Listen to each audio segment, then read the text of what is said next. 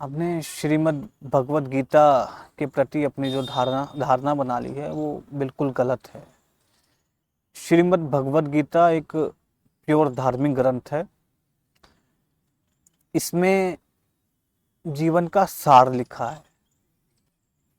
ये बात साइकोलॉजिकल है। श्रीमद् भगवद गीता जीवन का आधार है। और श्रीमद् भगवद गीता का मतलब आप कोई एक लोक धार्मिक ग्रंथ मत समझ लीजिएगा।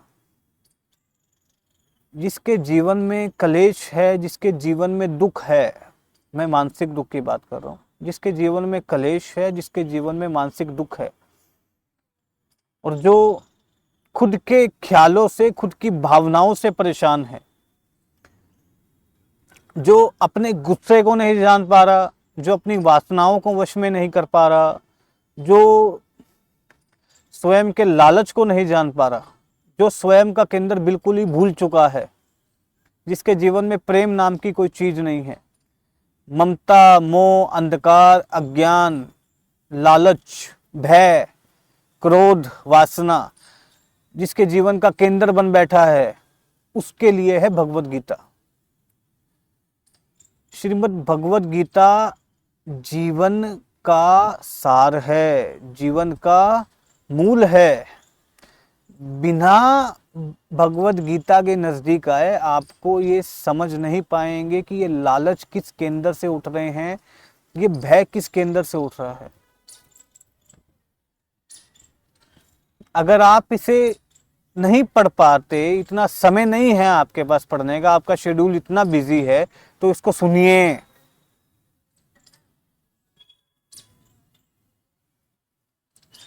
सुनिए भी ऐसे, सिर्फ जान लीजिए, जानना ही पर्याप्त है। ये बात को समझिए, जानना ही पर्याप्त है। सूर्य निकला हो अगर, तो घर के बाहर अगर जाएंगे तो प्रकाश दिख जाएगा, सूर्य भी दिख जाएगा। तब किसी से प्रमाण की आवश्यकता नहीं होगी, ना ही विश्वास करने की आवश्यकता होगी कि कोई कहेगा विश्वास करो कि वाकई ही सूर्य निकला हुआ है। नहीं, वो सामने प्रत्यक्ष नजर आएगा। ऐसे ही श्रीमद् भगवद गीता है। जब आपके जीवन में कलेश, दुख, मानसिक दुख इतना हावी होता है, आपके मन में लालच हावी होता है, आप अपने खुद से परेशान हो जाते हैं, खुद के स्वभाव से परेशान हो जाते हैं, खुद की भावनाओं से परेशान हो जाते हैं। आप जब अच्छे करने के चक्कर में, अपने आप को अच्छा दिखाने के चक्कर में लोग आपका गलत फायदा उठाते हैं, तब ये आपके लिए है, ये उन सब लोगों के लिए है श्रीमद् भगवद गीता। वैसे तो प्रत्येक मनुष्य के लिए है श्रीमद् भगवद गीता, उनके लिए तो ज्यादा जरूरी है, बहुत ज्यादा जरूरी है। आप कोई अनदर बुक पढ़ते हैं साइकोलॉजिकल की, उसे आप पढ़ लेते हैं क्योंकि वो आप मानते हैं कि ये तो प्योर साइकोलॉजिकल बुक है, इसमें माइंड के बारे में बताया गया है। श्रीमद् भगवद गीता से ऊपर कौन सा ग्रंथ हुआ है जो आपको साइकोलॉजिकल बात बताएगा? लेकिन हम ये नहीं जानते, हम ये समझते ही नहीं। हम उसे लोक धार्मिक ग्रंथ बोलते हैं कि ये तो लोक धार्मिक ग्रंथ है। नहीं, ये प्योर धार्मिक ग्रंथ है। ये हर उस मनुष्य के लिए है जिसके जीवन में दुख केंद्र है, जिसके जीवन में मानसिक दुख है, जिसके जीवन में लालच है, जिसके जीवन में भावनाओं का आवागमन चलता रहता है मन में, जिसका कोई केंद्र नहीं है, जो खुद से ही परेशान है, खुद अच्छा करता है तो उस अच्छे का लोग फायदा उठाते हैं, तो उस खुद से ही परेशान हो जाता है। ये उस मनुष्य के लिए, और ये हर मनुष्य के साथ है। ये सब चीजें हर मनुष्य अपने जीवन में अनुभव करता है। कोई आती है तो चला जाता है, फ्लो में उसे गौर नहीं करता, और जो गौर कर लेता है उसके मन में ये टिक जाती है, और टिकने की वजह से इसका ये डिप्रेशन का रूप ले लेती है।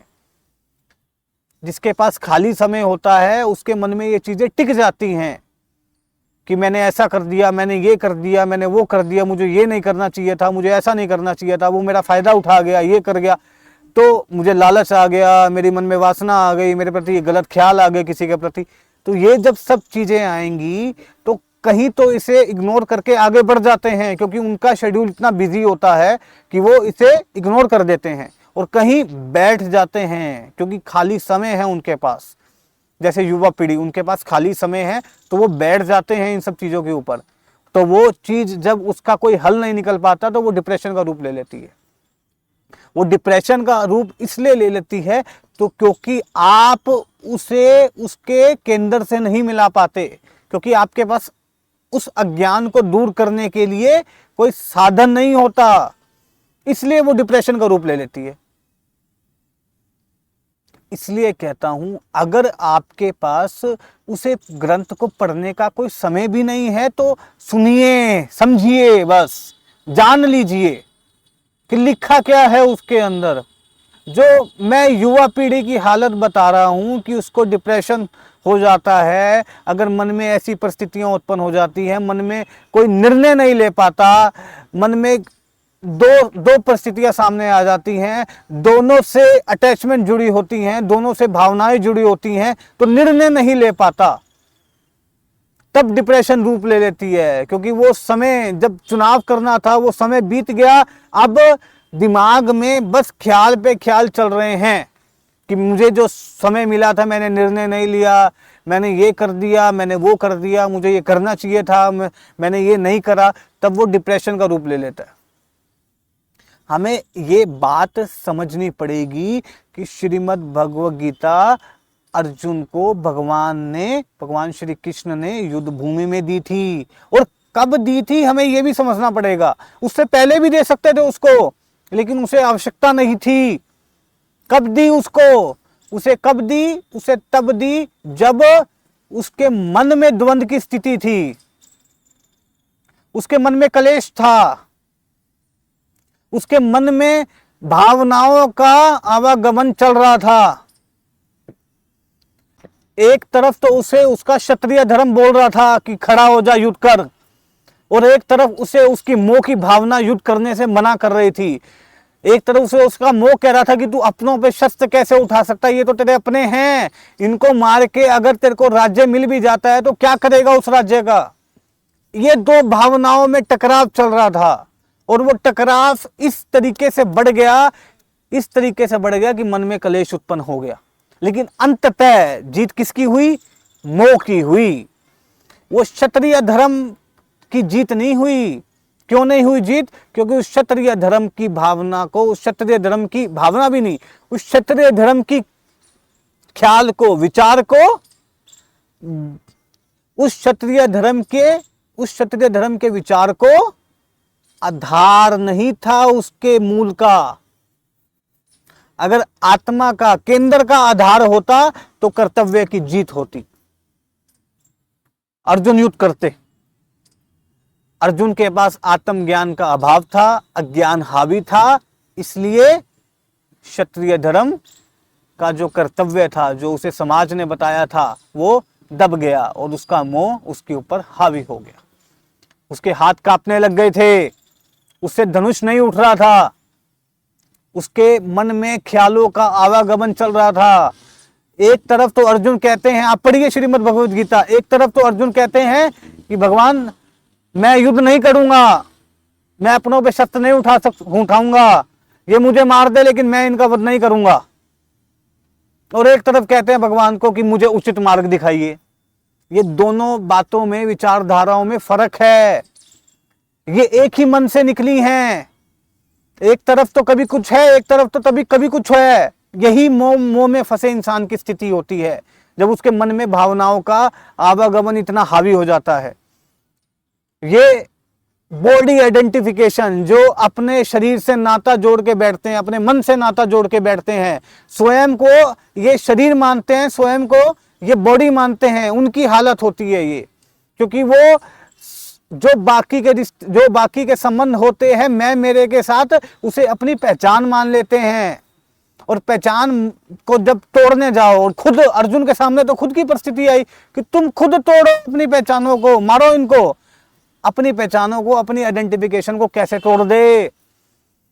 क्योंकि झूठी खुद की आइडेंटिफिकेशन टूटेगी तो खुद का अस्तित्व खत्म हो जाएगा। खुद के अस्तित्व से डरता है इंसान, क्योंकि जब तक उसे जीवन का सार, खुद का वास्तविक अस्तित्व नहीं मिलेगा, खुद को नहीं जानेगा, तब तक झूठे अस्तित्व को बनाने में उसकी इच्छा बनी रहेगी, उसका स्वार्थ बना रहेगा। इसलिए आपको भगवत गीता की तरफ आना चाहिए। जीवन को समझना है, जीवन के मूल को समझना है। आइए, जीवन का जो एसेंस है उसको समझने के लिए आपको श्रीमद् भगवत गीता की तरफ आना पड़ेगा। श्रीमद् भगवत गीता यानी सत्य की तरफ आना पड़ेगा आपको। सत्य की तरफ आने के माध्यम अलग हो सकते हैं, आप अष्टवक्र गीता की तरफ चले जाइए, लेकिन आना पड़ेगा, बिल्कुल आना पड़ेगा। अगर जीवन का सार समझना है तो जानना है, तो प्रेम को जानना है, अपने मन में उठी भावनाओं को जानना है, लालच को जानना है, मोह को जानना है, अंधकार को जानना है, इस प्रकृति को जानना है, खुद को जानना है, तो आइए, बिल्कुल आइए। और जो जीवन जब आप उनको जानने के बाद जिएंगे तब आपका नया जन्म होएगा। तब आप कहेंगे वास्तविक जीवन तो अब शुरू हुआ है, जो जिया था वो तो झूठ था। जो इनको जानने के बाद आप जीवन जिएंगे तब आपको अपने जीवन से भी प्रेम हो जाएगा, आपको अपने जीवन से प्रेम हो जाएगा।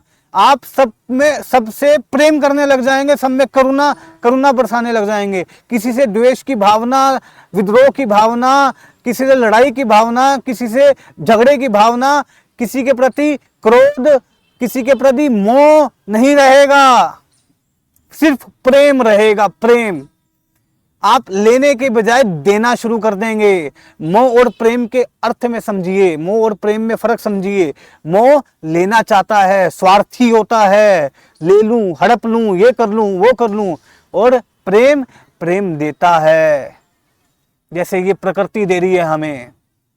ये प्रकृति हमें संसाधन देती है, ये प्रकृति हमें सब कुछ देती है, हमारी प्यास बुझाती है, सब कुछ करती है, कभी कुछ नहीं मांगती हमें। ऐसे ही आपका स्वरूप भी हो जाएगा।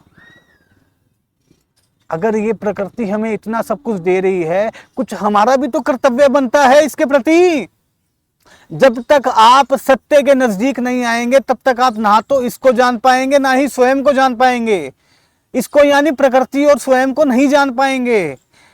प्रकृति को जानना है, स्वयं को जानना है। अपने दुख, अपने कलेशों से, अपने मानसिक दुखों से अगर मुक्ति चाहते हो तो आओ, जानो, समझो। मानसिक कष्टों से, मानसिक दुख से जो मुक्ति मिलेगी उसे ही असल मुक्ति कहते हैं। वही मुक्ति है। मुक्ति नाम की और कोई चीज नहीं होती। मृत्यु के बाद कोई मुक्ति नहीं होती। जो जीवन में निर्णय लिए, जीवन कैसे जिया, ये महत्व होता है। 35 साल का जीवन हो, 40 साल का, 60 साल का, लेकिन जीवन हो, जीवन महत्व उसका है। क्या निर्णय लिए, जीवन बेहतरीन होना चाहिए। आयु मैटर नहीं करती, 90 साल भी जी लो, लेकिन अगर जीवन बढ़िया नहीं जिया तो उसका फायदा नहीं हुआ। जीवन अगर बढ़िया जीना है, जीवन बेहतर जीना है, आइए श्रीमद् भगवत गीता की तरफ। ये आपके लिए है। कृष्ण छोड़ गए हैं, हमारे लिए छोड़े हैं उन्होंने भगवत गीता, हमारे लिए। ये तो शुक्र मनाइए वेद व्यास जी का, जिन्होंने उसे एक रूप दिया है। आइए भगवत गीता की तरफ, आइए श्रीमद् भगवत गीता की तरफ, समझिए। मानसिक दुखों से, कलेशों से मुक्ति चाहते हैं, जीवन को समझना चाहते हैं, जीवन में प्रेम चाहते हैं, आइए। अगर अपनी जिंदगी में बेहतर निर्णय लेना चाहते हैं, अगर अपने जीवन में मानसिक दुख कष्टों से मुक्ति चाहते हैं तो जरूर आइए, पढ़िए इसको।